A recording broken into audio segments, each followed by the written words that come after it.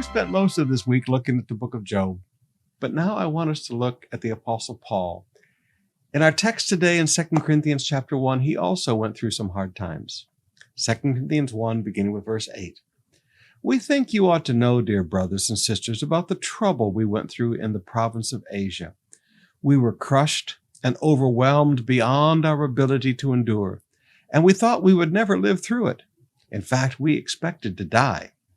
But as a result, we stopped relying on ourselves and learned to rely only on God who raises the dead. And he did rescue us from the mortal danger, and he will rescue us again.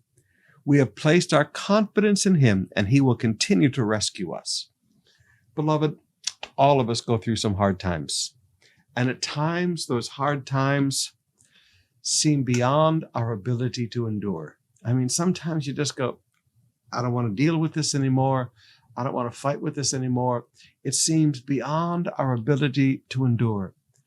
But in those times and when it seems that it's beyond our ability to endure, we learn an incredible lesson. We learn to rely on God and not to rely upon ourselves. We learn that we're not as smart as we thought we were. We're not as wise as we thought we were.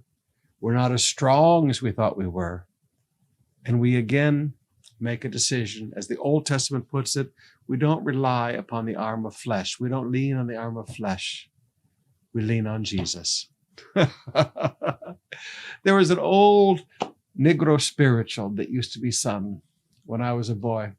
Leaning. And I remember as a baby Christian loving to sing that in some of the churches that I was attending. But it's a beautiful, beautiful song.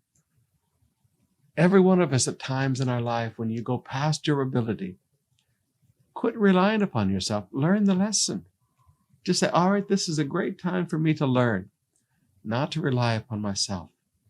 This is a great time for me to not lean on the arm of flesh, but to lean on Jesus. Oh, just leaning on Jesus.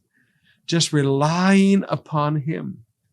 And when you've learned that lesson, then look at verse 10. We've placed our confidence in him, and he will continue to rescue us. When you've learned to not rely upon yourself, and you've learned to rely upon him, you put your full confidence in him.